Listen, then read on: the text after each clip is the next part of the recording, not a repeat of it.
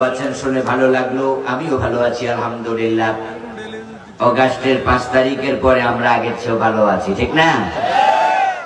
হ্যাঁ, আমরা সত্যি ভালো আছি। আমরা গত 15.5 বছর ভালো ছিলাম না। ইসলামপন্থী ডানপন্থী লোকদেরকে ভালো থাকতে দেয়া হয় নাই। গত 15.5 বছর 16 বছরে এমন একটি দিন অতিবাহিত হয়নি যেদিন বাংলাদেশের কোথাও না কোথাও কোন আলেমের অ্যারেস্ট হওয়ার খবর পাওয়া যায়নি। এই দেশের সবচেয়ে সম্মানিত মানুষ হযরত উলামায়ে হযরত, যাদেরকে মানুষ এখনো সম্মান দেয়। হাটহাজারী মাদ্রাসার যিনি মুহতামিম আল্লাহ মাহমুদ শফি রাহিমাহুল্লাহকে তেতুল হুজুর বলে কটাক্ষ করা হয়েছিল।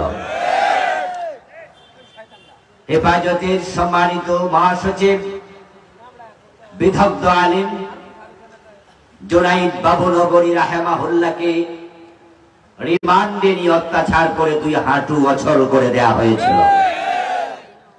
এই দেশের হাজার হাজার আলেমের রক্তে শাপলা চত্বর সহ পুরা বাংলাদেশ বিভিন্ন জায়গায় রঞ্জিত করা হয়েছে। আল্লামা সাঈদী রাহিমাহুল্লাহকে 13টি বছর বিনা অপরাধে মিথ্যা অভিযোগে কারার অন্ধকারে আল্লামা সাঈদীকে তারা নিক্ষেপ করে শেষ দিকে সুস্থ মানুষটাকে হাসপাতালে এনে পয়জনিং করে বিষ প্রয়োগে তারা হত্যা করেছে। চরম দুঃসময় আমরা কাটিয়েছি। কোরআনে আল্লাহ তাআলা বলেন, তিলকাল আইয়াম নুদাবিলুহা বাইনান নাস, আমি মানুষের মাঝে দিন আবর্তিত করি, দিন আমি ঘুরাই। গত 15 বছর আমাদের দুঃসময় ছিল, আমরা কষ্টে ছিলাম। আল্লাহ দিন এখন ঘুরিয়ে দিয়েছেন। এখন বাংলাদেশে কষ্টে আছে রাম এবং বামেরা। এখন তারা পালানোর জন্য দাড়ি কামাচ্ছে, কিন্তু অনেকে ইন্দুরের গর্ত খুঁজে পাচ্ছে না। আল্লাহ ওদেরকে লাঞ্ছিত করেছেন। আমাদের ডক্টর তাহের ভাই বলেছে এটা ওদের প্রাপ্য ছিল। ওদের কর্মের ফসল তারা নিজেরাই ভোগ করছে। প্রিয় ভাইরা, আমাদের প্রতি আল্লাহর বড় করুণা। আলহামদুলিল্লাহ, আমরা দীর্ঘ 15-16 বছর পর নিশ্চিন্তে নির্দ্বিধায় নির্বিঘ্নে নিঃসংকোচে আল্লাহর জমিনে আল্লাহর কোরআনের কথা বলতে পারছি। এখন কারো কাছে মাহফিলের জন্য অনুমতির প্রয়োজন হয় না। অথচ গত 15 বছরে অনুমতি ছাড়া মাহফিল করা যেত না। আবার অনুমতি দিল অনেক শর্ত, এটা বলা যাবে না, ওটা বলা যাবে না। মাহফিলে এসে শুধুমাত্র তাদের 2-1টি অনাচার অন্যায়ের বিরুদ্ধে কথা বলেছে, এই অপরাধী বক্তার সম্মুখ থেকে তারা মাইক কেড়ে নিয়েছে, এমন ঘটনাও ঘটেছে। বক্তাকে পুলিশের হাতে তুলে দিয়েছে, এমন ঘটনা ঘটেছে। এটা আমাদের জন্য লজ্জা। আপনাদের দক্ষিণ চট্টগ্রামের কনকাপুর অথবা বাতিশা এই এলাকায় আমার বন্ধু বর মুফাসসির মাওলানা আবুল কালাম আজাদ আজহারি তার মাহফিলে তার গাড়ি রেখে দিয়ে পরে তার বিরুদ্ধে একজন চেয়ারম্যান এখানে বাদী হয়ে চট্টগ্রাম থানায় মামলা করেছে। আমার বন্ধু মানুষ, উনি যখন আমাকে বলে আপনার চট্টগ্রামে আমি মামলা খেয়েছি, চট্টগ্রামের সন্তান হিসাবে আমার বড় লজ্জা লেগেছে। বাংলাদেশের আরেকজন প্রখ্যাত মুফাসসির প্রফেসর জনাব মফিজুর রহমান, চট্টগ্রামের মানুষ, আমাদের কেন্দ্রের এক মাহফিলে এসেছিলেন।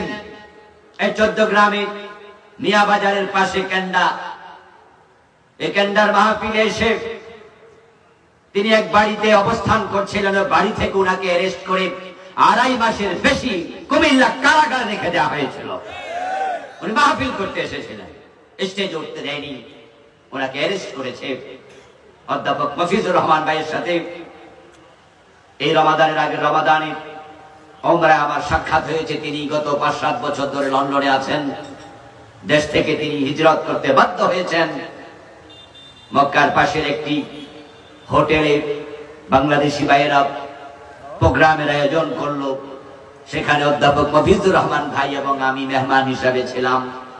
ওনার পাশে বসতে আমার লজ্জা লেগেছিল, এই কারণে আমার ১৪ গ্রামে তাকে অ্যারেস্ট হতে হয়েছিল। সারাটা দেশকে তারা কারাগার বানিয়ে রেখেছিল। তারা কোরআনের কণ্ঠকে চেপে ধরেছিল। আমার জন্মভূমিতে আমাকে তারা এক যুগের বেশি মাহফিল করতে দেয়নি।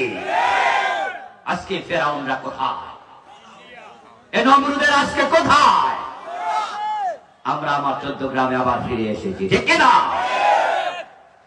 আল্লাহ আমাদেরকে আমাদের এলাকায় আবার ফিরিয়ে দিয়েছেন। আল্লাহর বড় দয়া। নবী মূসা আলাইহিস সালামকে আল্লাহ তাআলা সমুদ্র পার করিয়েছেন নিরাপদে। আল্লাহ ফেরাউনকে পানিতে ডুবে মেরেছেন। নবী ইব্রাহিম আলাইহিস সালামকে আল্লাহ আগুন থেকে হেফাজত করেছেন। নমরুদকে আল্লাহ জুতার বাড়ি খাইয়ে লাঞ্ছিত অবস্থায় পৃথিবী থেকে বিদায় করেছেন। যারা ১৫টি বছর আমাদের কণ্ঠ চেপে ধরেছে, আমাদেরকে এলাকায় আসতে দেয়নি, তাহের ভাই বলেছেন তার বাবার কবর জিয়ারত করতে পারেননি, যারা আমাদেরকে এলাকা ছাড়া করেছিল, আল্লাহ তাদেরকে দেশ ছাড়া করে দিয়েছে। এটা তাদের উপর আল্লাহর কসম।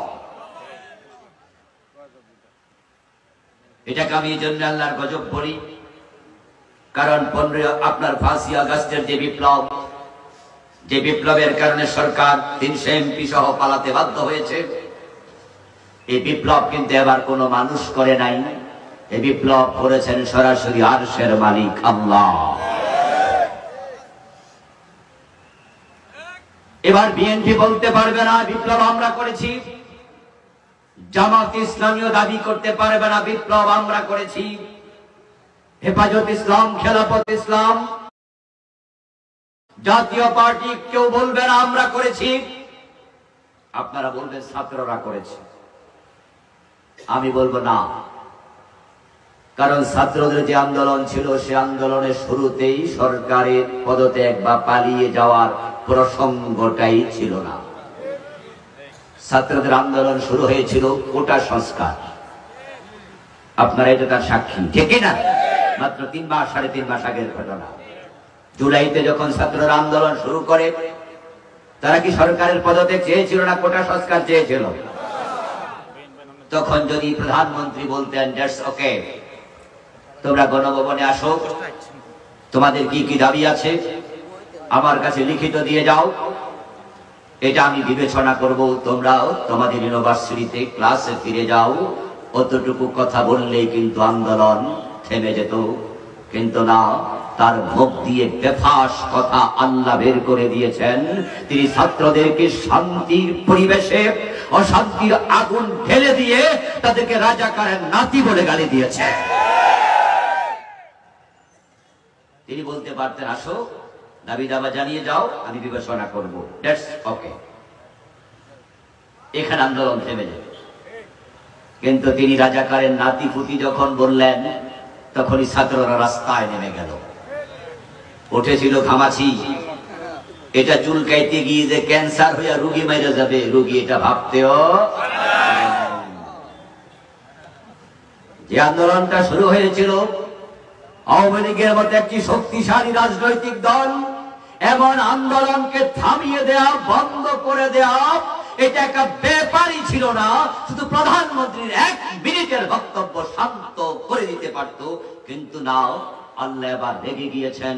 আর নয়, 15 বছর কোরআনের কণ্ঠ, আলেমদের কণ্ঠ চেপে ধরেছ।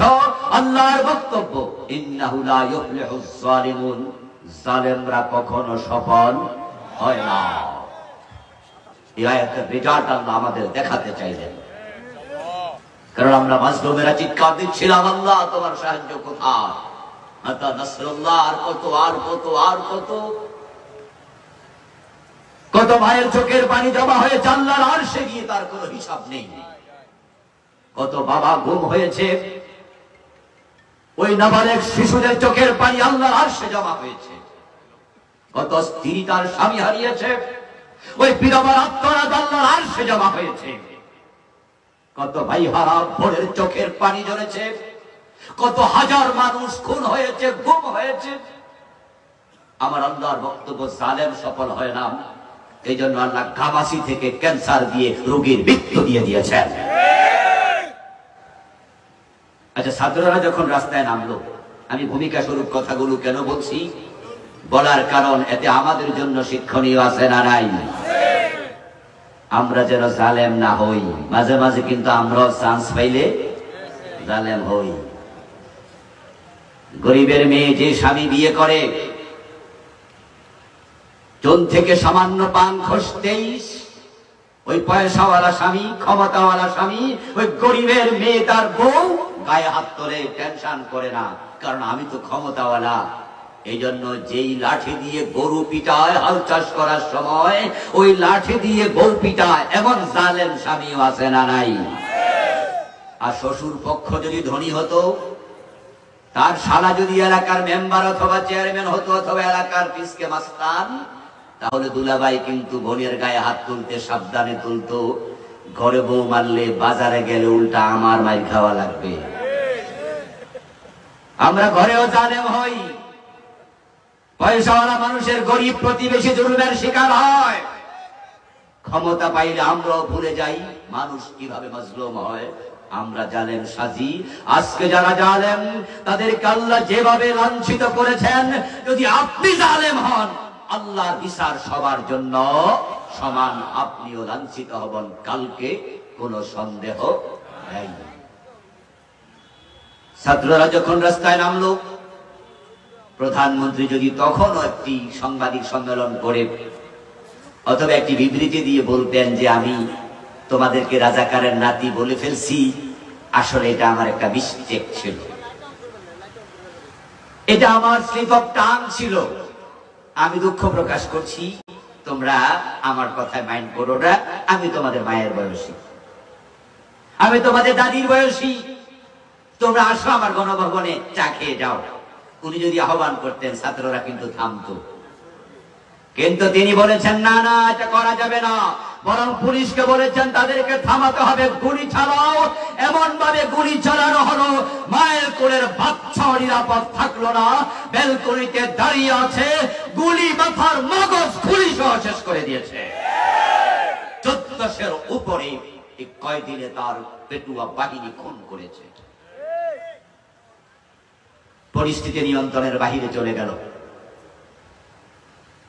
তার নিয়োগ করা সেনাপ্রধান, তার আত্মীয় বললেন, ম্যাডাম আজকে আর বাংলাদেশে থাকার পরিবেশ নাই, আপনার সময় মাত্র কয় মিনিট? 45 minute, 45 minute. পুলিশ বাহিনী ওনার, র্যাব ওনার, সারা দেশে লক্ষ লক্ষ কর্মী ওনার, সেনাবাহিনী ওনার, সন্ত্রাসী ওনার, উনাকে পালাতে হবে কেন?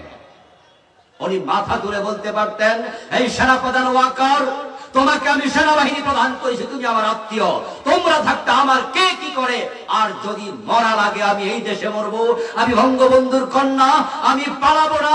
উনি বলতে পারতেন, দাঁড়িয়ে যেতে পারতেন, কিন্তু তিনিও 45 মিনিটের আগে পালিয়ে গেলেন, কারণ আরশের মালিক চেয়েছে জালেমকে দেশে রাখবেন না, কলিজায় ভয় ঢুকিয়ে দিয়েছেন, রান্না করা খাবার খেয়ে পালাতে পারে না, এর আগেই পালাতে হয়েছে।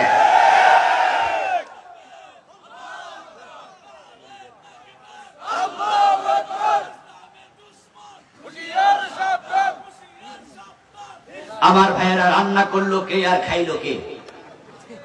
পরবর্তী ছাত্ররা গিয়ে উনার বাড়ির রান্না করা বা খাবার খায় আর ফেসবুকে লাইভ প্রচার করছে, সেলফি তুলে দিচ্ছে, কে কত বড় মাছটা নিচ্ছে।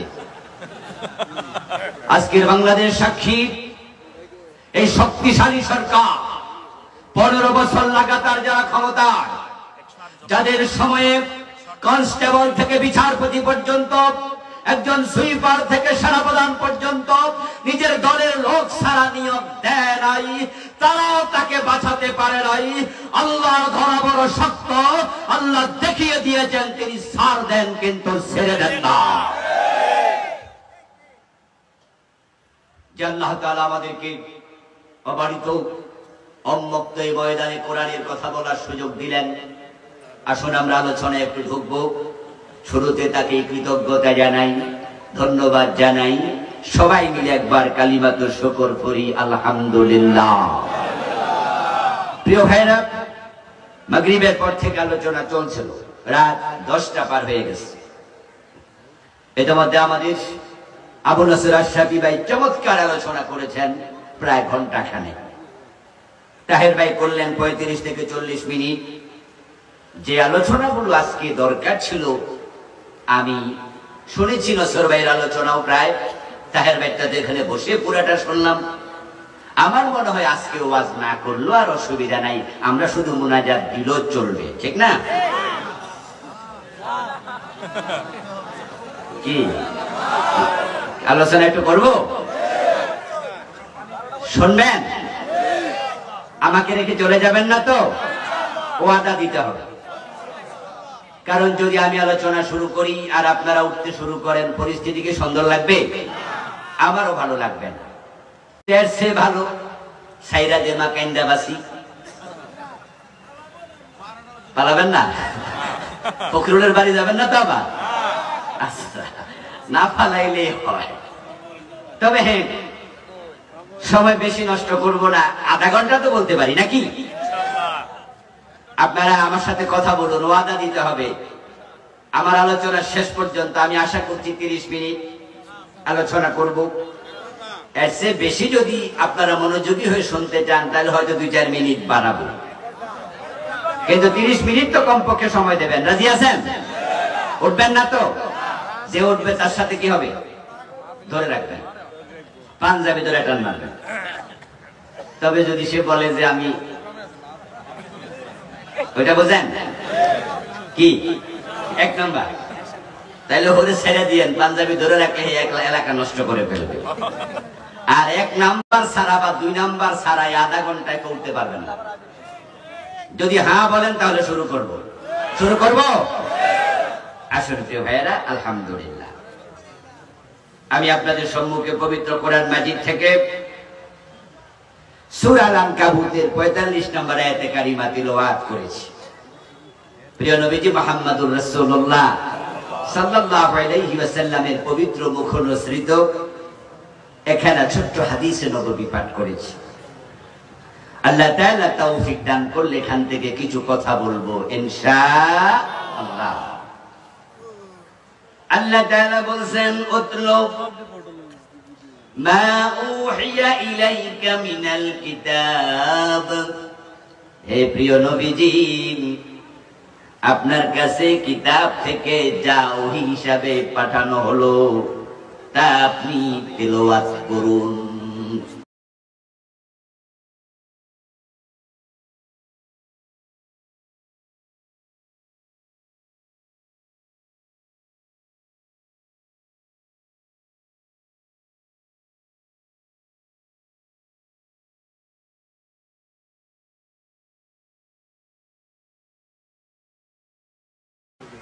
ওহী হিসাবে কোরআন থেকে যে আয়াতগুলো আমি আল্লাহ আপনার কাছে পাঠাচ্ছি, আপনি এগুলো উম্মতকে পড়ে পড়ে শোনায়া দেন।